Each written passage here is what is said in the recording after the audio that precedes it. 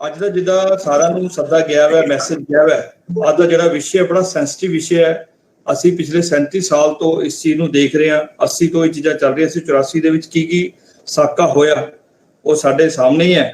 ਉਸੇ ਵਿਸ਼ੇ ਨੂੰ ਰੱਖਦੇ ਹੋਏ ਅੱਜ ਆਪਣੇ ਵਿੱਚ ਸਰਦਾਰ ਜਗਤਾਰ ਸਿੰਘ ਜੀ ਹੈ, ਜਿਹੜੇ ਕਿ ਆਪਣੇ ਇੰਡੀਅਨ ਐਕਸਪ੍ਰੈਸ ਦੇ ਵਿੱਚ ਜਰਨਲਿਸਟ ਰਹੇ ਹੈ ਔਰ ਇਹਨਾਂ ਨੇ ਪੰਜਾਬ 1978 ਤੋਂ ਕਵਰ ਕਰ ਰਹੇ ਹੈ। 1978 ਤੋਂ ਲੈ ਕੇ ਔਰ ਖਾਸ ਕਰ ਅੰਮ੍ਰਿਤਸਰ ਵਗੈਰਾ ਬੈਲਟ ਦੇ ਵਿੱਚ ਉਸ ਸਮੇਂ ਰਹੇ। ਲਾਸਟ ਦੇ ਵਿੱਚ ਇਹਨਾਂ ਨੇ ਮੈਨੂੰ ਦੱਸਿਆ ਸੀ 25/5/84 ਨੂੰ ਇਹ ਉਸ ਤੋਂ ਪੱਲੇ ਸਾਕਾ ਹੋਣ ਤੋਂ ਪੱਲੇ ਪਿੰਡਰਾਵਾਲੇ ਨਾਲ ਆਪ ਵੀ ਮਿਲੇ ਸੀ ਤੇ ਉਹਨਾਂ ਦਾ ਸਾਰਾ ਕਵਰ ਕੀਤਾ ਸੀਗਾ। ਇਹਨਾਂ ਦੀ 2 ਬੁੱਕਸ ਵੀ ਆਪਣੇ ਪੰਜਾਬ ਦੇ ਵਿੱਚ ਇਸ ਵਿਸ਼ੇ ਤੇ ਪ੍ਰਕਾਸ਼ਿਤ ਹੋਈਆਂ, ਪਬਲਿਸ਼ ਹੋਈਆਂ। ਤੇ ਅੱਜ ਦਾ ਜਿਹੜਾ ਟੌਪਿਕ ਹੈ operation blue star, background facts and consequences, ਉਹ ਅੱਜ ਦਾ ਵਿਸ਼ੇ ਰਹੇਗਾ। ਤਾਂ ਮੇਰਾ ਨਿਵੇਦਨ ਹੈ ਜਗਤਾਰ ਸਿੰਘ ਜੀ ਨੂੰ ਸਤਿ ਸ਼੍ਰੀ ਅਕਾਲ ਕਹਿੰਦੇ ਹੋਏ ਵੀ ਆਪਣਾ ਵਿਸ਼ੇ ਰੱਖਣ। ਸਾਡਾ ਜਗਤਾਰ ਜੀ ਰਹਿੰਦਾ ਵੀ 25 ਮਿੰਟ 30 ਮਿੰਟ ਤੁਸੀਂ ਬੋਲਦੇ, ਉਸ ਤੋਂ ਬਾਅਦ ਫਿਰ ਸਾਡੇ ਜਿਹੜੇ ਪਾਰਟਿਸਪੈਂਟਸ ਹੈ ਕੋਈ ਚੀਜ਼ ਐਡ ਔਨ ਕਰਦੇ, ਕੁਝ ਕਰਦੇ, ਉਹ ਸਾਰੇ ਕਰਦੇ ਆ। ਤੇ ਤੁਹਾਨੂੰ ਸਾਡੀ ਪੰਜਾਬ ਪੁਲਿਸ ਵੱਲੋਂ ਰਿਕੁਐਸਟ ਹੈ ਵੀ ਆਪਣੀ ਗੱਲ ਸਾਡੇ ਵਿੱਚ ਰੱਖਣ। Jagtar Singh ji. Thank you so much. ਮੈਂ ਪਹਿਲਾਂ ਆਪਣੀ ਥੋੜੀ ਜਿਹੀ ਇੰਟਰੋਡਕਸ਼ਨ ਦੇ ਦਿਆਂ ਕਿ ਮੈਂ ਅੰਮ੍ਰਿਤਸਰ ਮਾਰਚ 79 ਚ ਮੇਰੀ ਪੋਸਟਿੰਗ ਇੰਡੀਅਨ ਐਕਸਪ੍ਰੈਸ ਦੇ ਵਿੱਚ ਹੋਈ ਸੀ ਤੇ ਵਾਪਸੀ ਮੇਰੀ 81 ਦੇ ਵਿੱਚ ਸੀ। ਲੇਕਿਨ ਮੈਂ ਆਪਰੇਸ਼ਨ ਬਲੂ ਸਟਾਰ ਤੇ ਉਸ ਤੋਂ 3-4 ਸਾਲ ਬਾਅਦ ਤੱਕ ਹਰ ਮੇਜਰ ਇਵੈਂਟ ਅੰਮ੍ਰਿਤਸਰ ਦੀ ਮਿਲੀਟੈਂਸੀ ਨਾਲ ਕੰਸਰਨਡ ਕਵਰ ਕੀਤੀ ਹੈ। ਤੇ ਮੇਰੀਆਂ 2 ਕਿਤਾਬਾਂ, ਪਹਿਲੀ ਸੀ ਖਾਲਿਸਤਾਨ ਸਟਰਗਲ ਏ ਨਾਰ ਮੂਵਮੈਂਟ ਤੇ ਲੇਟੈਸਟ ਹੁਣ ਆਈ ਹੈ ਰਿਵਰਸ ਔਨ ਫਾਇਰ, ਤੇ ਜਿਹਦੇ ਵਿੱਚ ਫੋਕਸ ਸਾਰੇ ਪੰਜਾਬ ਦੇ ਸਿਆਸਤ ਤੇ। ਹੁਣ ਆਪਰੇਸ਼ਨ ਬਲੂ ਸਟਾਰ ਦੀ ਆਪਾਂ ਗੱਲ ਕਰਦੇ ਹਾਂ ਤੇ ਸਿਰ ਤੇ ਵੀ ਬਰਸੀ ਹੈ ਤੇ ਕੱਲ ਸਮਾਗਮ ਬਹੁਤ ਵੱਡਾ ਹੋਇਆ ਸੀ।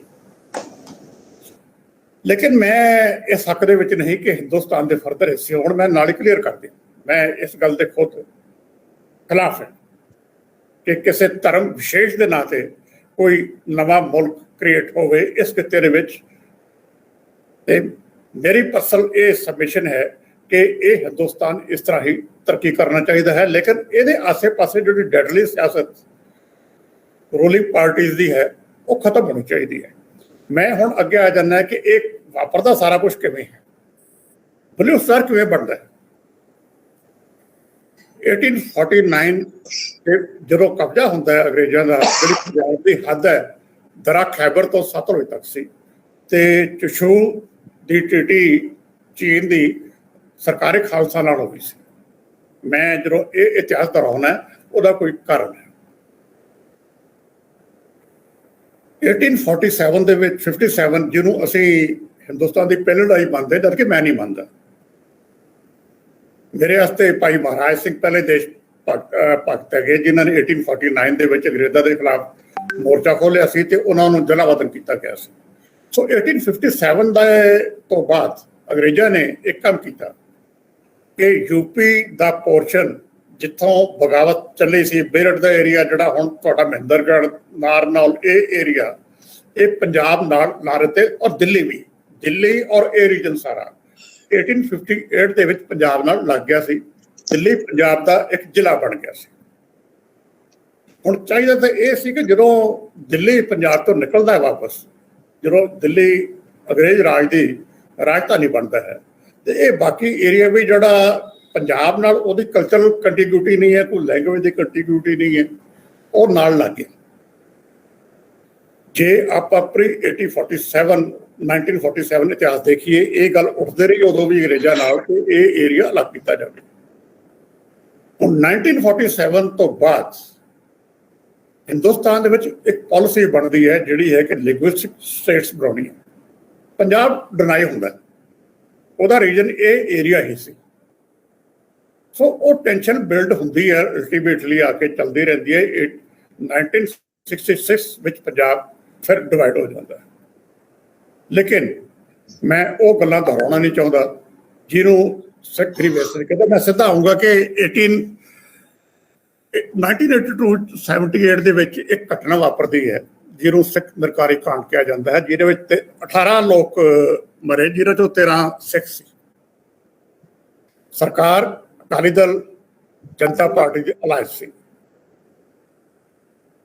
ਉਹਦੇ 'ਚ ਜੋ ਕੁਝ ਵਾਪਰਿਆ ਉਹ ਸਾਰਾ ਰਿਕਾਰਡ ਤੇ ਹੈ। ਤੇ ਉੱਥੋਂ ਇਹ ਦੁਖਾਂਤ ਸ਼ੁਰੂ ਹੁੰਦਾ ਹੈ।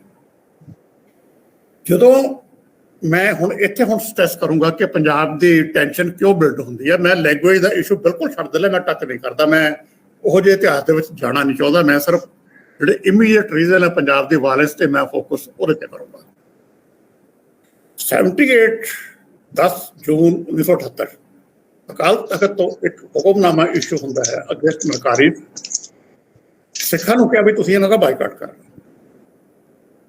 ਜਿਹਦਾ ਹਿੰਦੂ ਧਰਮ ਨਾਲ ਕੋਈ ਤਾਲੁਕ ਨਹੀਂ।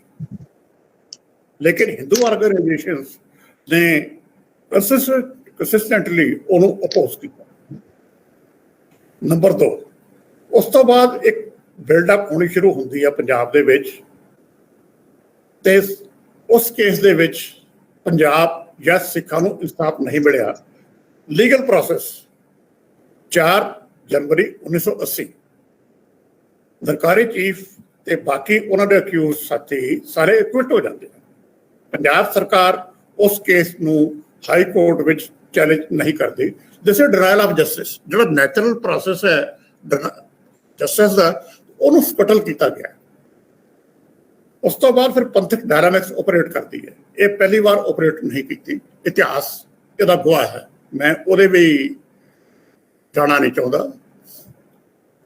ਤੇ ਨਰਕਾਰੀ ਚੀਫ ਦਾ ਅਸੈਸੀਨੇਸ਼ਨ 24 ਅਪ੍ਰੈਲ 1980 ਨੂੰ ਹੋ ਜਾਂਦੀ ਹੈ। ਉੱਥੋਂ ਇਹ ਮਿਲੀਟੈਂਸੀ ਆਰਗੇਨਾਈਜ਼ ਸ਼ੁਰੂ ਹੋ ਜਾਂਦੀ ਹੈ। ਅਕਸਰ ਬਲੇਮ ਕੀਤਾ ਜਾਂਦਾ ਹੈ ਸੰਤ ਜਰਨੈਲ ਸਿੰਘ ਭਿੰਡਰਾਂਵਾਲਿਆਂ ਨੂੰ। ਤੁਸੀਂ ਗੱਲ ਕਰ ਸੀ ਭਿੰਡਰਾਂਵਾਲੇ, ਮੈਂ ਹੁਣ ਸਮੱਸਿਆ ਪਤਾ ਕੀ ਹੈ ਸਾਰੀ ਗੱਲ ਦੇ ਉੱਤੇ ਆ ਕੇ। ਹੁਣ ਇੱਥੇ ਰੌਲਾ ਪੈ ਜਾਂਦਾ ਵੀ ਸੰਤ ਕਿਉਂ ਕਿਹਾ ਮੇਰੇ ਵਰਗਾ ਸੰਤ ਕਿਉਂ ਕਹਿੰਦਾ।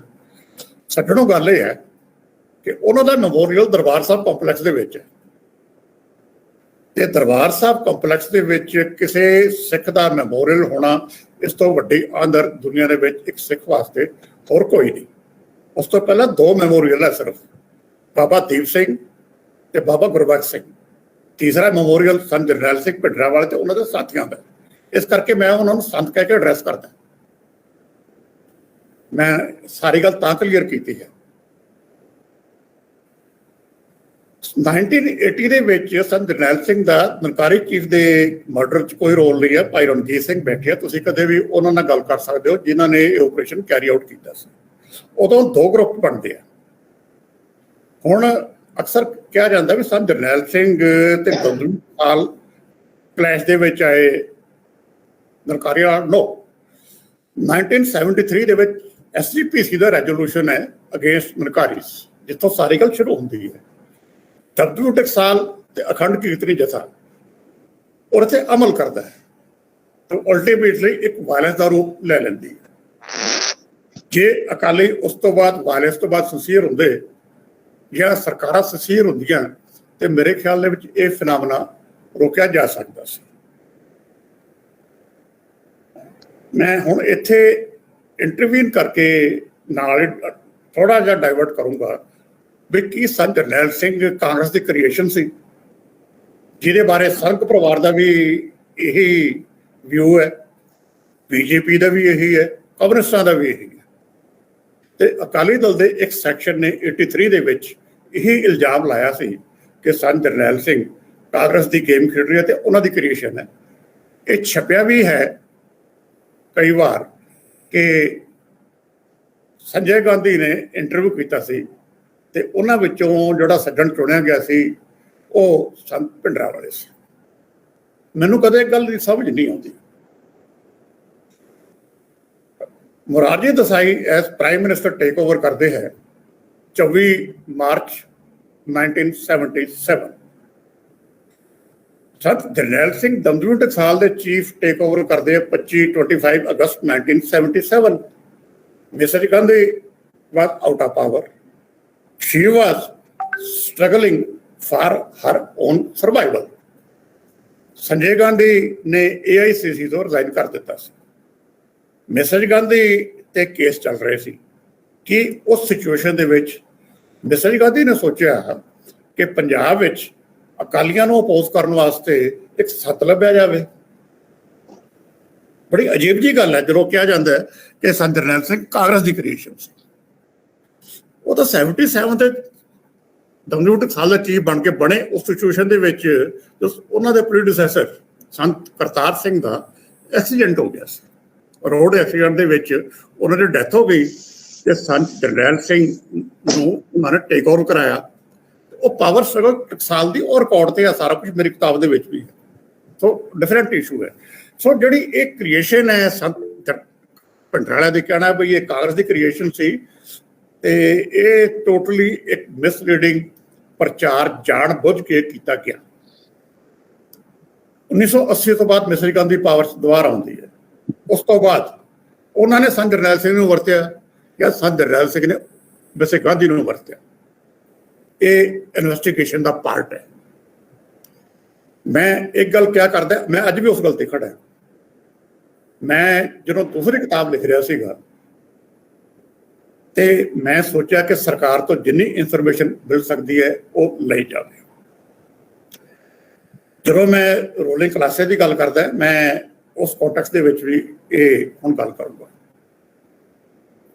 ਮੈਂ ਕੰਜੈਕਚਰਸ ਤੇ ਗੱਲ ਨਹੀਂ ਕਰਦਾ। ਮੇਰੀ ਕਿਸੇ ਕਿਤਾਬ ਦੇ ਵਿੱਚ ਕੰਜੈਕਚਰਸ ਤੇ ਨਹੀਂ ਹੈ ਵੀ ਇਸ ਤਰ੍ਹਾਂ ਹੋ ਸਕਦਾ ਸੀ, ਆਹ ਹੋਇਆ ਫਲਾਨੀ ਫੋਰਸ। ਨੋ, ਮੈਂ ਡਾਕੂਮੈਂਟਸ ਤੇ ਬਿਲੀਵ ਕਰਦਾ। ਮੇਰੀਆਂ ਦੋਵੇਂ ਕਿਤਾਬਾਂ ਪੂਰੀ ਤਰ੍ਹਾਂ ਡਾਕੂਮੈਂਟਡ ਹੈ, ਇੱਕ ਲਾਈਨ ਡਾਕੂਮੈਂਟਡ ਉਹਨਾਂ ਦੀ, ਔਰ ਕੋਈ ਬੰਦਾ ਚੈਲੰਜ ਕਰ ਸਕਦਾ।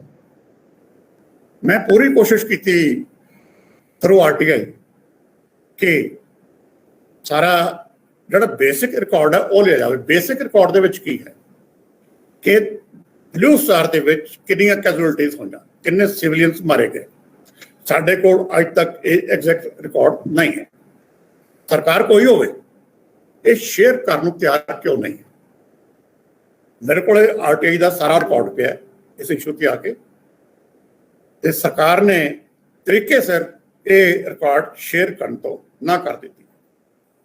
ਹੁਣ ਇੱਕ ਬੇਸਿਕ ਰਿਕਾਰਡ ਹੋਰ ਹੈ। ਬੜਾ ਚਰਚਾ ਚੱਲਿਆ ਕਿ ਪੰਜਾਬ ਵਿੱਚ ਕਿ ਆਰਮੀ ਰਿਕੁਜੀਸ਼ਨ ਕਰਨ ਦੇ ਆਰਡਰ ਸਾਈਨ ਕਿਹਨੇ ਕੀਤੇ। ਇਸ ਬੇਸਿਕ ਇਨਫੋਰਮੇਸ਼ਨ ਹੈ ਜਿਹੜੀ ਲਾਅ ਐਂਡ ਆਰਡਰ ਨਾਲ ਕੰਸਰਨ ਕਰਦੀ ਹੈ। ਮੈਂ RTI ਐਪਲੀਕੇਸ਼ਨ ਪਾਈ to Punjab government, to Punjab Raj Bhavan, to army,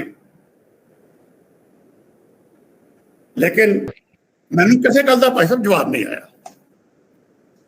so ultimately ਉਸ ਵੇਲੇ ਦੇ ਅਫਸਰ ਉਹ ਰਿਕਾਰਡ ਤੇ ਆਏ, ਉਹਨਾਂ ਨੇ ਦੱਸਿਆ ਵੀ ਆਰਮੀ ਕਿਸ ਲੈਵਲ ਤੇ ਰੈਕੁਜੀਸ਼ਨ ਕੀਤੀ ਗਈ ਸੀ।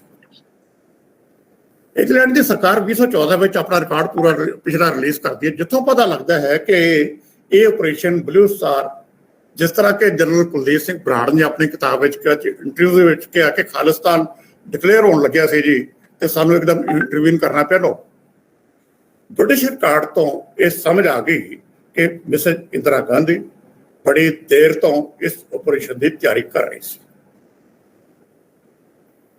ਹੁਣ ਦੂਜੇ ਪਾਸੇ ਇੱਕ ਗੱਲਬਾਤ ਵੀ ਚੱਲ ਰਹੀ ਸੀ। ਸੀਕ੍ਰੇਟ ਮੀਟਿੰਗ ਅਕਾਲੀ ਦਲ ਨਾਲ ਨਾ ਹੁੰਦੀ ਹੈ। ਪਤਾ ਪ੍ਰਕਾਸ਼ ਸਿੰਘ ਬਾਦਲ ਅੱਜ ਤੱਕ ਉਹ ਡਿਨਾਈ ਕਰਦੇ ਆ ਉਹਨਾਂ ਮੀਟਿੰਗਾਂ ਨੂੰ। ਗੁਰਚਰਨ ਸਿੰਘ ਟੌੜਾ ਰਿਕਾਰਡ ਤੇ ਆ ਗਏ ਸੀਗੇ, ਔਰ ਉਹ ਸੀਕ੍ਰੇਟ ਮੀਟਿੰਗ ਦੀ ਡਿਟੇਲ ਜਿਹੜਾ ਵਾਈਟ ਪੇਪਰ ਪਾਰਲੀਮੈਂਟ ਪੇਸ਼ ਕੀਤਾ ਗਿਆ ਕਾਂਗਰਸ ਵੱਲੋਂ, ਉਹਦੇ ਵਿੱਚ ਡੇਟ ਵਾਈਜ਼ ਡਿਟੇਲ ਹੈ ਵੀ ਕੌਣ ਕੌਣ ਸ਼ਾਮਲ ਸੀ ਉਹਦੇ ਵਿੱਚ। ਮੈਂ 26 ਮਈ ਦੀ ਮੀਟਿੰਗ ਦੀ ਗੱਲ ਕਰਾਂਗਾ। ਗੁਰਚਰਨ ਸਿੰਘ ਟੌੜਾ ਨੇ ਸ਼ੇਅਰ ਕੀਤੀ।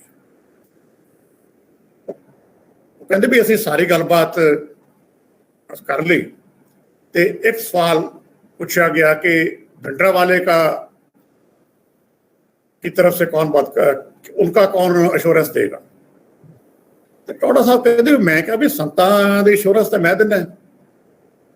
कहना ठीक है, हमें 2 घंटे दीजिए, हम आपको बताएंगे। आपके 2 घंटे बाद मिनिस्टर वापस आते तो उन्होंने जो लफ्ज वरते कि सारी madam does not agree.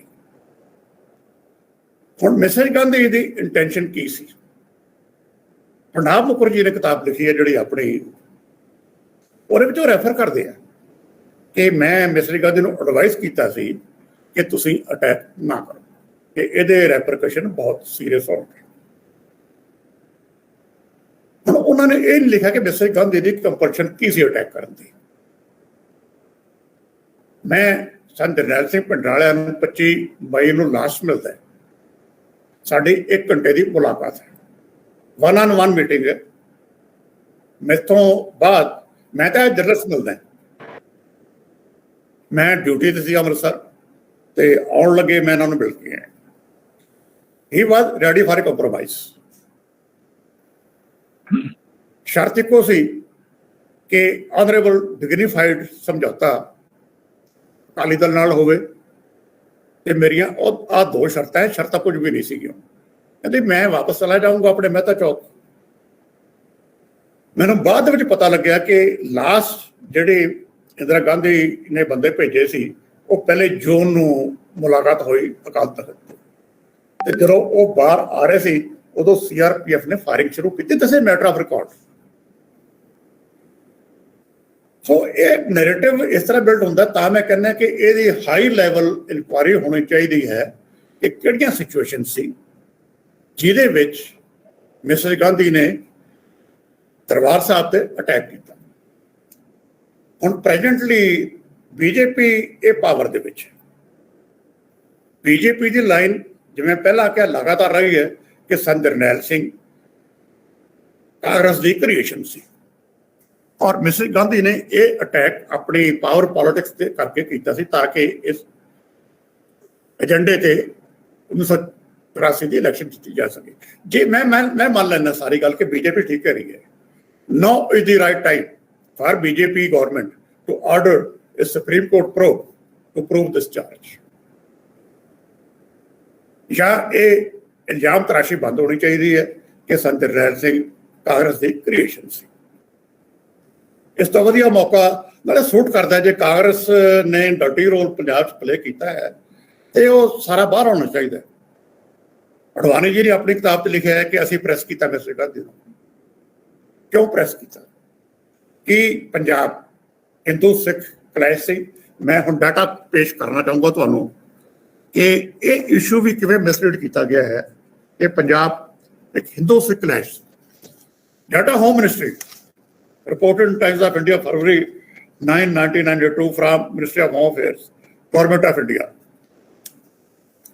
1983, number of Hindus killed 35, number of Sikhs killed 40. 84 ਛੱਡ ਦਿਓ ਕਿਉਂਕਿ ਇਹ ਫੈਨਾਮਨਾ ਹੋਰ ਹੈ। 1989 Hindu killed 442, 6734.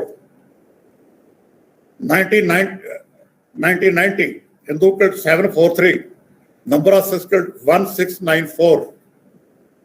1991 Hindu killed 744, Sikhs killed 1847. So ਇਹ ਜਿਹੜਾ ਇਹਨੂੰ ਡਿਸਟਾਰਟ ਕਰਕੇ ਇੱਕ ਪ੍ਰੋਬਲਮ ਨੂੰ ਪੇਸ਼ ਕੀਤਾ ਜਾ ਰਿਹਾ ਨਾ, ਇਹ ਡਿਸਟੋਰਸ਼ਨ ਸਾਰੀਆਂ ਠੀਕ ਹੋਣੀਆਂ ਚਾਹੀਦੀਆਂ। ਇਹ ਠੀਕ ਹੈ ਕਿ ਹਿੰਦੂ ਐਜ਼ ਗਰੁੱਪ ਟਾਰਗੇਟ ਕੀਤੇ ਗਏ। ਉਹ ਟਾਰਗੇਟ ਤਾਂ ਹੋਏ ਮੇਰੇ ਖਿਆਲ ਦੇ ਵਿੱਚ ਕਿ they were treated as a symbol of Indian state. ਤਾਂ ਇਹ ਫੈਨਾਮਨਾ ਸਾਰਾ ਹੈ। ਸਾਰੀ ਗੱਲ ਤੇ ਆ ਕੇ ਹੁਣ ਆਪਾਂ ਗੱਲ ਕਰੀਏ ਕਿ ਜਿਹੜੀਆਂ ਡਿਮਾਂਡ ਸੀ ਜਿੱਥੋਂ ਗੱਲ ਸਾਰੀ ਸ਼ੁਰੂ ਹੁੰਦੀ ਹੈ। 1980 ਦੇ ਵਿੱਚ ਨਰਕਾਰੀ ਚੀਫ ਦਾ ਮਰਡਰ ਹੁੰਦਾ ਹੈ। ਉਹਨੂੰ ਜਸਟੀਫਾਈ ਕੌਣ ਕਰਦਾ ਹੈ ਜਾਂ ਜਿਹੜੀ ਪੋਲਿਟਿਕਸ ਆਫ ਵਾਇਲੈਂਸ ਹੈ ਇਹਦੀ ਜਸਟੀਫਿਕੇਸ਼ਨ ਕਿੱਥੋਂ ਹੁੰਦੀ ਹੈ? ਉਹ ਅਕਾਲੀ ਦਲ ਤੋਂ ਹੁੰਦੀ ਹੈ। 20 ਅਗਸਤ 1980 ਅਕਾਲੀ ਦਲ ਦੀ ਵਰਕਿੰਗ ਕਮੇਟੀ ਦਾ ਰੈਜ਼ੋਲੂਸ਼ਨ ਹੈ ਜਿਹਦੇ ਵਿੱਚ ਨਰਕਾਰੀ ਚੀਫ ਦੀ ਕਿਲਿੰਗ ਨੂੰ ਮਾਣ ਵਾਲੀ ਗੱਲ ਕਹਿ ਕੇ ਹੇਲ ਕੀਤਾ ਗਿਆ ਹੈ। This amounts to providing legitimacy to politics of violence. That is the beginning. Akali Dal ਲਗਾਤਾਰ ਆਪਣਾ ਸਟੈਂਡ ਇਸ਼ੂਜ਼ ਤੇ ਬਦਲਦਾ ਰਿਹਾ ਹੈ। 1982 ਮੋਰਚਾ ਲੱਗਦਾ ਹੈ। ਹੁਣ ਆਪਾਂ ਗੱਲ ਕਰਦੇ ਵੀ ਜਿਹੜੇ ਡਿਮਾਂਡ ਸੀ ਉਹ ਕੀ ਸੀ, ਕਿ ਅੱਜ ਉਹ ਰੈਲੇਵੈਂਟ ਹੈ। ਇੱਕ ਇਸ਼ੂ ਉਸ ਤੋਂ ਪਹਿਲਾਂ ਮੈਂ ਡਿਸਕਸ ਹੋਰ ਕਰੂੰਗਾ। ਕੁਰੂਕਸ਼ੇਤਰ ਵਾਜ ਏ ਹੌਲੀ ਸਿਟੀ। ਹਰਿਦੁਆਰ ਹੌਲੀ ਸਿਟੀ ਸੀ। 79 ਦੇ ਵਿੱਚ SGPC ਡਿਮਾਂਡ ਕਰਦੀ ਹੈ ਸ਼ੁਰੂ 80 ਦੇ ਵਿੱਚ ਕਿ ਅੰਮ੍ਰਿਤਸਰ ਸ਼ੁੱਡ ਬੀ ਡਿਕਲੇਅਰਡ ਹੌਲੀ ਸਿਟੀ। ਬਾਕੀ ਸਿੱਖ ਜਥੇਬੰਦੀਆਂ ਇਹ ਡਿਮਾਂਡ ਕਰਨੀ ਸ਼ੁਰੂ ਕਰ ਦਿੰਦੀਆਂ। ਹੌਲੀ ਸਿਟੀ ਦਾ ਮਤਲਬ ਕੀ ਸੀ ਅੰਮ੍ਰਿਤਸਰ ਦੇ ਵਿੱਚ? ਕਿ ਸਿਗਰਟ ਤੇ ਦਾਰੂ ਦੀਆਂ ਦੁਕਾਨਾਂ ਵਾਰਡ ਸਿਟੀ ਚੋਂ ਬਾਹਰ ਕੱਢੀਆਂ ਜਾਣ। ਤੇ ਇਹ ਗੱਲ ਚਲਦੀ ਚਲਦੀ ਸਿੱਖ ਫੈਡਰੇਸ਼ਨ ਨੇ ਅਨਾਉਂਸ ਕੀਤਾ ਕਿ ਉਹ ਮਈ ਦੇ ਐਂਡ ਦੇ ਵਿੱਚ ਅੰਮ੍ਰਿਤਸਰ ਦੇ ਵਿੱਚ ਇਸ ਇਸ਼ੂ ਤੇ ਇੱਕ ਜਲੂਸ ਕੱਢਣਗੇ। ਅੱਜ ਸਾਰੇ ਹਿੰਦੁਸਤਾਨ ਦੇ ਵਿੱਚ ਸਿਗਰਟ ਦੀਆਂ ਦੁਕਾਨਾਂ ਤੇ ਪਾਬੰਦੀ ਓਪਨਲੀ ਵਿਕਣ ਗੱਲ ਤੇ ਨਹੀਂ ਕੀ ਸੀ। ਮੈਂ ਇਸ਼ੂ ਦੀ ਰੈਲੇਵੈਂਸ ਦੀ ਗੱਲ ਕਰ ਰਿਹਾ ਵੀ ਉਸ ਵੇਲੇ ਇਸ ਇਸ਼ੂ ਨੂੰ ਲੈ ਕੇ ਕਿੰਨਾ ਤੂਫਾਨ ਖੜਾ ਹੋਇਆ ਤੇ ਅੱਜ ਹਿੰਦੁਸਤਾਨ ਦੀ ਸਰਕਾਰ ਨੇ ਸਾਰੇ ਹਿੰਦੁਸਤਾਨ 'ਚ ਬੰਦ ਕੀਤੀਆਂ ਸਿਗਰਟਾਂ। 29 ਮਈ 1981 ਅੰਮ੍ਰਿਤਸਰ ਦੀਆਂ ਹਿੰਦੂ ਜਥੇਬੰਦੀਆਂ ਇੱਕ ਬਹੁਤ ਵੱਡਾ ਜਲੂਸ ਕੱਢਦੀਆਂ ਅੰਮ੍ਰਿਤਸਰ ਦੇ ਵਿੱਚ, ਜਿਹਦੇ ਤੇ ਡਾਂਗਾ ਦੇ ਉੱਤੇ ਸਿਗਰਟਾਂ ਦੇ ਡੱਬੀਆਂ ਬੰਨੀਆਂ ਹੋਈਆਂ ਤੇ ਬਹੁਤ ਪ੍ਰੋਵੋਕੇਟਿਵ ਸਲੋਗਨ ਲਗਾਏ ਗਏ। ਇੱਕ ਐਮੀਨੈਂਟ ਜਨਤਾ ਪਾਰਟੀ ਲੀਡਰ ਉਹਨੂੰ ਲੀਡ ਕਰ ਰਹੀ ਸੀ। ਮੈਂ ਉਹਨਾਂ ਦੀ ਬਹੁਤ ਇੱਜ਼ਤ ਕਰਦਾ, ਮੈਂ ਨਾਂ ਨਹੀਂ ਲੈਣਾ ਚਾਹੁੰਦਾ, ਮੈਂ ਉਹਨਾਂ ਨੂੰ ਅੱਜ ਵੀ ਦੀਦੀ ਕਹਿ ਕੇ ਬੁਲਾਉਣਾ, ਇਸ ਕਰਕੇ ਮੈਂ ਗੱਲ ਨਹੀਂ ਕਰੂੰਗਾ। ਤੇ ਉਹਨਾਂ ਨੇ ਲੀਡ ਕੀਤਾ ਸੀ। ਇਹ ਕੀ ਕਾਰਨ ਸੀ? ਕਿਆ ਇਹ ਜਾਂਦਾ ਹੈ ਕਿ ਉਸ ਵੇਲੇ ਸਰਦਾਰ ਦਰਬਾਰਾ ਸਿੰਘ ਜਿਹੜੇ ਚੀਫ ਮਿਨਿਸਟਰ ਸੀਗੇ ਉਹ ਪਾਰੂ ਪੋਲਿਟਿਕਸ ਪਲੇ ਕਰ ਰਹੇ ਸੀ, ਉਹਨਾਂ ਨੇ ਕਰਵਾਇਆ ਸੀ। ਇਹਦੇ ਰਿਐਕਸ਼ਨ ਦੇ ਵਿੱਚ 3 ਦਿਨ ਬਾਅਦ ਸੰਤ ਪਿੰਡਰਾਂ ਵਾਲੇ ਇੱਕ ਬਹੁਤ ਵੱਡਾ ਪ੍ਰੋਸੈਸ਼ਨ ਲੀਡ ਕਰਦੇ ਆ। ਸ਼ਹਿਰ ਟੈਨਸ਼ਨ ਬਿਲਡ ਹੋ ਜਾਂਦੀ ਹੈ। ਸੋ ਇਸ ਤਰੀਕੇ ਨਾਲ ਇਹ ਟੈਨਸ਼ਨ ਲਗਾਤਾਰ ਬਿਲਡ ਹੁੰਦੀ ਰਹੀ ਹੈ, ਜਿਹਦੇ ਵਿੱਚ ਕਸੂਰਵਾਰ ਤਾਂ ਆਪਾਂ ਸਾਰੇ ਹਾਂ। ਹੁਣ ਆ ਜਾਓ ਮੰਗਾਂ ਤੇ। ਇਤਿਹਾਸ ਮੈਂ ਦੁਹਰਾਉਣਾ ਨਹੀਂ ਚਾਹੂੰਗਾ ਵੀ ਚੰਡੀਗੜ੍ਹ ਦੀ ਸਮੱਸਿਆ ਕੀ ਸੀ, ਰਿਵਰ ਵਾਟਰਸ ਦੀ ਕੀ ਸੀ, ਦੇਸਾਈ ਗਾਂਧੀ ਨੇ ਕੀ ਡਿਊਟੀ ਰੋਲ ਪਲੇ ਕੀਤਾ, ਪ੍ਰਕਾਸ਼ ਸਿੰਘ ਬਾਦਲ ਨੇ ਨਹਿਰ ਬਣਾਉਣ ਦੇ ਵਿੱਚ ਕੀ ਰੋਲ ਪਲੇ ਕੀਤਾ 77 ਸਰਕਾਰ ਬਣਾਉਣ ਤੋਂ ਬਾਅਦ। ਇਹ ਰਿਕਾਰਡ ਦਾ ਪਾਰਟ ਹੈ, ਮੇਰੀ ਕਿਤਾਬਾਂ ਦੇ ਵਿੱਚ ਵੀ ਸਾਰਾ ਹੈ। ਮੈਨੂੰ ਮਿਸਟਰ ਗਾਂਧੀ ਦੇ ਰੋਲ ਦੇ ਵਿੱਚ ਤੇ ਪ੍ਰਕਾਸ਼ ਸਿੰਘ ਬਾਦਲ ਹੋਰਾਂ ਦੇ ਰੋਲ 'ਚ ਕੋਈ ਫਰਕ ਨਜ਼ਰ ਨਹੀਂ ਆਉਂਦਾ ਬਾਈ ਦੇ ਵੇ, ਐਸ ਪਰ ਦੀ ਰਿਕਾਰਡ। ਲੋਕਾਂ ਨੂੰ ਮਿਸਲੀਡ ਕਰਨਾ ਵੱਖਰੀ ਗੱਲ ਹੈ। ਮਿਸਟਰ ਗਾਂਧੀ ਨੇ ਗਲਤੀ ਕੀਤੀ SYL ਦਾ ਨੀਂਹ ਪੱਥਰ ਰੱਖ ਕੇ 82 ਦੇ ਵਿੱਚ, ਲੇਕਿਨ ਇਹ ਨਹਿਰ ਹਮੇਸ਼ਾ ਹੀ ਅਕਾਲੀ BJP ਰਾਜ ਦੇ ਵਿੱਚ ਬਣੀ ਹੈ। ਜਾਂ ਅਕਾਲੀ BJP ਕਹਿ ਲਓ ਜਾਂ ਪਹਿਲਾਂ ਉਸ ਵੇਲੇ BJP ਸਾਰੀ ਬਰਨਾਲਾ ਰਾਜ ਦੇ ਵਿੱਚ ਬਣੀ, ਉਸ ਵੇਲੇ BJP ਨਾਲ ਨਹੀਂ ਸੀ। ਮੈਂ ਕਰੈਕਟ ਕਰਨਾ ਆਪਣੇ ਆਪ ਨੂੰ, ਪਹਿਲੀ ਉਦੋਂ ਬਣੀ ਹੈ। ਤੇ ਇੱਕ ਇਸ਼ੂ ਚੰਡੀਗੜ੍ਹ ਦਾ, ਇੱਕ ਆ ਜਾਂਦਾ ਤੁਹਾਡਾ ਅਨੰਦਪੁਰ ਸਾਹਿਬ ਦਾ ਮਤਾ। ਹੁਣ ਅਨੰਦਪੁਰ ਸਾਹਿਬ ਦਾ ਮਤਾ ਕੀ ਹੈ? ਜੇ ਉਹਦੇ 'ਚ ਤੁਸੀਂ ਡਿਮਾਂਡਸ ਬਾਕੀ ਪੜੋ, ਪੋਲੀਟੀਕਲ ਆਬਜੈਕਟਿਵ ਦਾ ਇੱਕ ਪੈਰਾ ਛੱਡ ਕੇ ਉਹ ਲੱਗਦਾ ਕਿ ਕਿਸੇ ਕਮਿਊਨਿਸਟ ਪਾਰਟੀ ਦਾ ਮੈਨੀਫੈਸਟੋ ਹੈ। ਪੋਲੀਟੀਕਲ ਆਬਜੈਕਟਿਵ ਐਸਾ ਦੇਸ਼ ਕਾਲ ਘੜਨਾ ਜਿੱਥੇ ਖਾਲਸੇ ਦਾ ਬੋਲਬਾਲਾ ਹੋਵੇ। ਤੇ ਉਹਦੇ 'ਚ ਗੱਲ ਆਟੋਨਮੀ ਦੀ ਕੀਤੀ ਗਈ ਹੈ ਵੀ 3 ਮਹਿਕਮੇ 3 ਜਾਂ 4 ਸਟੇਟ ਕੋਲ ਹੋਣ ਤੇ ਬਾਕੀ ਸੈਂਟਰ ਕੋਲ ਹੋਣ। ਮੈਂ ਪਿੱਛੇ ਕੋਈ ਰਿਕਾਰਡ ਦੇਖ ਰਿਹਾ ਸੀਗਾ ਕੰਸਟੀਟਿਊਐਂਟ ਅਸੈਂਬਲੀ ਦਾ, ਜਿਹਨੇ ਸਾਡੇ ਕੰਸਟੀਟਿਊਸ਼ਨ ਬਣਾਇਆ। ਉਹਦੇ 'ਚ ਜਿਹੜਾ ਪਹਿਲਾ ਰੈਜ਼ੋਲੂਸ਼ਨ ਹੈ ਆਬਜੈਕਟਿਵਸ ਦਾ, ਪੰਡਿਤ ਜਵਾਹਰ ਲਾਲ ਨਹਿਰੂ ਨੇ ਪੇਸ਼ ਕੀਤਾ, ਉਹ ਕਲਚਰਲ, ਪੋਲੀਟੀਕਲ, ਇਕਨੋਮਿਕ ਆਟੋਨਮੀ ਦੀ ਗੱਲ ਕੀਤੀ ਉਹਦੇ ਵਿੱਚ, ਤੇ ਮਾਈਨੋਰਿਟੀ ਦੀ ਪ੍ਰੋਟੈਕਸ਼ਨ ਦੀ ਗੱਲ ਕੀਤੀ ਹੈ। ਅਨੰਦਪੁਰ ਸਾਹਿਬ ਦਾ ਮਤਾ ਵੀ ਇਹੀ ਹੈ। ਇਨ ਕੰਪਲੀਟ ਟਰਮ ਜਦੋਂ ਟ੍ਰਾਂਸਲੇਟ ਕਰੀਏ ਕੰਸਟੀਟਿਊਐਂਟ ਅਸੈਂਬਲੀ ਦੇ ਮਤੇ ਨੂੰ ਤੇ ਅਨੰਦਪੁਰ ਸਾਹਿਬ ਦੇ ਮਤੇ ਨੂੰ ਕੰਪੇਅਰ ਕਰੀਏ, ਦੋਵਾਂ 'ਚ ਕੋਈ ਬਹੁਤਾ ਫਰਕ ਨਹੀਂ ਹੈ। ਇੱਕ ਬਹੁਤ ਹੱਲਾ ਹੋ ਕੀਤਾ ਕਰਕੇ ਇਹ ਮਤਾ ਤਾਂ 73 'ਚ ਪਾਸ ਹੋ ਗਿਆ ਸੀਗਾ, ਉਦੋਂ ਕਿਸੇ ਨੇ ਆਬਜੈਕਟ ਕਿਉਂ ਨਹੀਂ ਕੀਤਾ? 78 ਦੇ ਵਿੱਚ ਅਕਾਲੀ ਦਲ ਨੇ ਇਹਨੂੰ ਡਾਇਲੂਟ ਕਰਤਾ। ਪਰ ਆਇਰਨੀ ਇਹ ਹੈ ਕਿ ਜਦੋਂ ਆਊਟ ਆਫ ਪਾਵਰ ਹੋ ਗਏ 1980 ਦੇ ਵਿੱਚ, ਅਕਾਲੀ ਦਲ ਫਿਰ ਵਾਪਸ 73 ਦੇ ਮਤੇ ਤੇ ਆ ਗਿਆ। ਹੁਣ ਜਿਹੜਾ ਮੋਰਚਾ ਲੱਗਦਾ ਹੈ ਉਹਦੇ ਵਿੱਚ ਅਨੰਦਪੁਰ ਸਾਹਿਬ ਦਾ ਮਤਾ ਵੀ ਸ਼ਾਮਲ ਹੈ। ਹੁਣ ਡਿਮਾਂਡ ਹੋਰ ਕੀ ਹੈ ਦੇਖੋ, ਕਹਿੰਦੇ ਵੀ live transmission of Gurbani from Darbar Sahib ਅੱਜ 24 ਘੰਟੇ ਲਾਈਵ ਚੱਲਦੀ ਹੈ। ਹੁਣ ਕਈ ਵਾਰੀ ਹਾਸਾ ਆਉਂਦਾ ਹੈ ਕਿ ਮੰਗਾ ਕੀ ਸੀ? ਟ੍ਰੇਨ ਦਾ ਨਾਂ ਦਰਬਾਰ ਸਾਹਿਬ ਦੇ ਨਾਂ ਤੇ, ਇਹ ਮੰਗਾ ਕੋਈ? ਅੱਜ ਗੋਲਡਨ ਟੈਂਪਲ ਮੇਲ ਚੱਲਦੀ ਹੈ, ਇਹ 15 ਮੰਗਾਂ ਇਸ ਤਰ੍ਹਾਂ ਦੀਆਂ ਸੀਗੀਆਂ ਜਿਨ੍ਹਾਂ ਤੇ ਇਹ ਸਾਰਾ ਕੁਝ ਬਿਲਡ ਹੁੰਦਾ ਹੈ। ਤੇ ਜਦੋਂ ਵਾਇਲੈਂਸ ਆਉਂਦੀ ਹੈ ਸਾਰੀ ਗੱਲ ਦੇ ਵਿੱਚ ਆ ਕੇ, ਉਹਨੂੰ ਕਿਸ ਤਰ੍ਹਾਂ ਰੋਕਣਾ ਹੈ, ਉੱਥੇ ਸਾਰੀ ਗੜਬੜ ਹੁੰਦੀ ਹੈ। ਇਹ ਵਾਇਰਸ ਕਿਉਂ ਹੁੰਦੀ ਹੈ? ਜਿਹੜਾ ਕਿਹਾ ਜਾਂਦਾ ਕਿ ਸਰ ਜਰਨੈਲ ਸਿੰਘ ਨੇ ਹਿੰਦੂਆਂ ਨੂੰ ਥ੍ਰੈਟ ਕੀਤਾ। ਮੈਂ ਇੱਕ ਰਿਕਾਰਡ ਦਿਖਾਉਣਾ ਚਾਹੂੰਗਾ ਕਿ ਉਹਨਾਂ ਦੀਆਂ ਸਾਰੀਆਂ ਸਟੇਟਮੈਂਟ ਚੱਕ ਲਓ, ਸਾਰੀਆਂ ਹੀ ਰਿਐਕਸ਼ਨ ਦੇ ਵਿੱਚ ਆ ਕਿਸੇ ਨਾ ਕਿਸੇ ਸਿਚੁਏਸ਼ਨ ਤੇ। ਮਿਸਟਰ ਗਾਂਧੀ ਦੀ ਸਟੇਟਮੈਂਟ ਚੱਕੋ, ਐਂਟੀ ਅਗੇਂਸਟ 6, ਉਹਦੇ ਰਿਐਕਸ਼ਨ ਸਨ ਜਰਨੈਲ ਸਿੰਘ ਦੀ ਸਟੇਟਮੈਂਟ ਹੈ। ਆਈਸੋਲੇਟ ਕਰਕੇ ਆਪਾਂ ਨਾ ਦੇਖੀਏ, ਉਹ ਇੱਕ ਬਾਈਨਰੀ ਡਿਵੈਲਪ ਹੋ ਗਈ। ਉਧਰੋਂ ਇੱਕ ਸਟੇਟਮੈਂਟ ਆ ਰਹੀ ਸੀ, ਇੱਧਰੋਂ ਦੂਜੀ ਆ ਰਹੀ ਸੀ। ਇੱਕ ਪਾਸਿਓਂ ਸਟੇਟਮੈਂਟ ਮੀਡੀਆ ਚੱਕ ਰਿਹਾ ਸੀ। ਅੱਜ ਵੀ ਮੀਡੀਆ ਦਾ ਰੋਲ ਹੋਈ ਹੈ ਸਾਰੀ। ਮੀਡੀਆ ਉਦੋਂ ਵੀ ਇੱਕ ਸੈਕਸ਼ਨ ਪਾਰਸ਼ਲ ਸੀ। ਮੈਂ ਮੀਡੀਆ ਦਾ ਪਾਰਟ ਹੈ 78 ਤੋਂ, ਤੇ ਇਸ ਚੀਜ਼ ਦਾ ਮੈਨੂੰ ਪਤਾ, ਤੁਹਾਡੇ ਸਾਰਿਆਂ ਨਾਲੋਂ ਜ਼ਿਆਦਾ ਮੈਨੂੰ ਪਤਾ ਹੈ ਕਿ ਅਸੀਂ ਪਾਰਟ ਕਿਵੇਂ ਬਣਦੇ ਹਾਂ। ਤੇ ਇੱਕ ਪੰਜਾਬ ਦੇ ਵਿੱਚ ਚੌਕੀਦਾਰ ਵੀ ਮਰ ਜਾਂਦਾ ਸੀ, ਅਖਬਾਰਾਂ 'ਚ ਫਸਟ ਏਡ ਲੱਗ ਜਾਂਦੀ ਸੀ। ਸੋ ਉਹ ਸਾਰਾ ਸਟੱਡੀ ਕਰਨ ਵਾਲਾ। ਮੇਰੇ ਖਿਆਲ ਦੇ ਵਿੱਚ ਇਹ ਐਕਸ਼ਨ ਅਵਾਰਡੇਬਲ ਸੀ। ਇਹਦਾ ਸਿਆਸੀ ਹਾਲ ਹੋਣਾ ਚਾਹੀਦਾ ਸੀ। ਪਾਕਿਸਤਾਨ ਦਾ ਐਂਗਲ ਆਉਂਦਾ ਵਿੱਚ, ਬਿਲਕੁਲ ਹੈ ਪਾਕਿਸਤਾਨ ਦਾ ਐਂਗਲ, ਮੈਂ ਇਹਨੂੰ ਡਰਾਈ ਨਹੀਂ ਕਰਦਾ। ਜਦੋਂ ਤੁਹਾਡੇ ਘਰ ਦੇ ਵਿੱਚ ਅੱਗ ਤਪਦੀ ਹੈ ਨਾ, ਪੜੋਸੀ ਤੇਲ ਪਾਉਣ ਆਉਂਦਾ। ਅਸੀਂ ਵੀ ਸ਼ਾਇਦ ਕਿਤੇ ਇਹੀ ਕਰਦੇ ਹੋਈਏ। ਮਿਸਟਰ ਗਾਂਧੀ ਨੇ ਪਾਕਿਸਤਾਨ ਦੇ 2 ਹਿੱਸੇ ਕਰਵਾਤੇ ਸੀ। ਜਨਤਾ ਪਾਰਟੀ ਨੇ ਬਹੁਤ ਹੇਲ ਕੀਤਾ ਸੀ। ਜਦੋਂ ਦੁਰਗਾ ਕਿਹਾ ਜਾਂਦਾ ਮਿਸਟਰ ਗਾਂਧੀ ਨੂੰ, ਉਹਦੇ ਕਰਕੇ ਹੀ ਕਿਹਾ ਜਾਂਦਾ ਸੀ। ਅਸੀਂ ਉਹ ਹੇਲ ਕਰਦੇ ਹਾਂ। ਜਦੋਂ ਪਾਕਿਸਤਾਨ ਸਾਡੇ ਕਰੇਗਾ, ਇਹ ਤੇ ਰਿਐਕਸ਼ਨ ਹੋਏਗਾ ਸਾਰੀ ਗੱਲ ਦੇ ਉੱਤੇ ਆ ਕੇ। ਸੋ ਪਾਕਿਸਤਾਨ ਦਾ ਰੋਲ ਅੱਜ ਵੀ ਹੋਏਗਾ ਜਦ ਤੱਕ ਇਹ ਸਾਰੀ ਰੀਜਨ ਸਟੇਬਲਾਈਜ਼ ਨਹੀਂ ਹੁੰਦਾ। ਇਹ ਰੌਲਾ ਪੈਂਦਾ ਰਹੇਗਾ। ਹੁਣ ਬਲੂਚਿਸਤਾਨ ਹੋਇਆ, ਉਹਦੀ ਕਾਸਟ ਕਿਹਨੇ ਪੇ ਕੀਤੀ ਹੈ? ਪੰਜਾਬ ਦੀ ਬ੍ਰਿਲੀਅੰਟ ਸਟਰਗਲ ਇੱਕੋ ਹੀ ਸਟਰਗਲ ਹੈ, ਜਿਹਨੇ ਇੱਕ ਪ੍ਰਾਈਮ ਮਿਨਿਸਟਰ, ਇੱਕ ਪਾਰਟੀ ਚੀਫ ਸੰਤ ਲੋਗੋਵਾਲ, ਇੱਕ ex army chief general Vaidya, ਇੱਕ ਇਨਕੰਬੈਂਟ ਚੀਫ ਮਿਨਿਸਟਰ ਸਾਹਿਬ ਬਿਆਨ ਸਿੰਘ ਦੇ ਜਾਨ ਲਈ ਹੈ।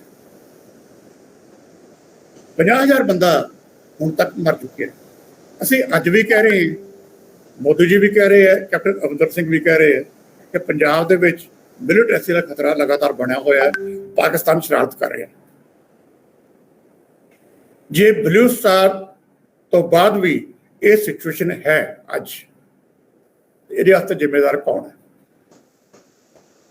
ਇਸ਼ੂਜ਼ ਕੀ ਹੈ ਕਿ ਉਹਨਾਂ ਨੂੰ ਸੈਟਲ ਕਰਨ ਦੀ ਕੋਸ਼ਿਸ਼ ਕੀਤੀ ਹੈ? ਮੇਰੇ ਖਿਆਲ ਦੇ ਵਿੱਚ ਇਸ਼ੂ ਇਸ ਵੇਲੇ ਕੋਈ ਨਹੀਂ। ਮੇਜਰ ਇਸ਼ੂ ਕੀ ਹੈ? ਜਿਹੜਾ ਕਲੋਜ਼ਰ ਹੈ ਮਿਲੀਟੈਂਟ ਮੂਵਮੈਂਟ ਦਾ। ਸੋ ਬਲੂਚਿਸਤਾਨ ਤੋਂ ਬਾਅਦ 3 ਸਾਲ ਲਗਾਤਾਰ ਬੇਗੁਨਾਹ ਲੋਕ ਜੇਲ੍ਹਾਂ 'ਚ ਰਹੇ। ਜਿਹੜੀ ਗੱਲ ਮੈਂ ਬਲੂਚਿਸਤਾਨ ਤੇ ਕੀਤੀ ਹੈ, ਮੈਂ ਬਲੂਚਿਸਤਾਨ ਤੇ ਆ ਜਾਂਦਾ ਉਸ ਪਰਟੀਕੂਲਰ ਪੀਰੀਅਡ ਤੇ। ਉਹ ਡੇਟ ਕਿਉਂ ਚੁਣੀ ਗਈ ਜਦੋਂ ਉਸ ਸ਼ਰਾਈਨ ਦੇ ਵਿੱਚ 2000 ਬੰਦਾ ਸੀ, ਬੰਦੇ, ਬੁੜੀਆਂ, ਬੱਚੇ। ਜਿਹੜਾ ਸਭ ਤੋਂ ਛੋਟਾ ਬੱਚਾ ਮਰਿਆ ਉਹਦੀ ਉਮਰ ਸੀ 19 ਦਿਨ। ਸ਼ਾਇਦ ਇਸ ਗੱਲ ਦਾ ਤੁਹਾਨੂੰ ਨਹੀਂ ਪਤਾ। ਬੀਬੀ ਪ੍ਰੀਤਮ ਕੌਰ ਤੇ ਰਿਸ਼ਪਾਲ ਸਿੰਘ ਦਾ ਬੇਟਾ 19 ਦਿਨ ਦਾ ਸੀ ਜਿਹੜਾ ਮਰਿਆ। ਅੱਜ ਤੱਕ ਸਾਡੇ ਕੋਲ ਰਿਕਾਰਡ ਕਿਉਂ ਨਹੀਂ ਹੈ ਕਿ ਕਿੰਨੇ ਲੋਕ ਬਲੂਚਿਸਤਾਨ ਦੇ ਵਿੱਚ ਮਰੇ? ਕਿਉਂ ਸਰਕਾਰਾਂ ਇਹ ਡਾਟਾ ਰਿਲੀਜ਼ ਨਹੀਂ ਕਰ ਰਹੀਆਂ? ਜਦੋਂ ਕਲੋਜ਼ਰ ਦੀ ਗੱਲ ਕਰਨੀ ਹੈ, ਇਹ ਸਾਰਾ ਡਾਟਾ ਬਾਹਰ ਕਰਨਾ ਚਾਹੀਦਾ ਹੈ। ਇਹਦੀ ਇਨਕੁਆਇਰੀ ਹੋਣੀ ਚਾਹੀਦੀ ਹੈ। ਉਹ ਕਿਹੜੀ ਸਿਚੁਏਸ਼ਨ ਸੀ ਜਿਹਦੇ ਵਿੱਚ ਮਿਸਟਰ ਗਾਂਧੀ ਨੇ ਇਹ ਆਪਰੇਸ਼ਨ ਆਰਡਰ ਕੀਤਾ, ਤੇ ਬ੍ਰਿਟਿਸ਼ ਗੌਰਮੈਂਟ ਦੀ ਜਿਹੜੀ ਹੈਲਪ ਹੈ ਉਹ ਕਿਉਂ ਲਏਗੀ? And thank you very much.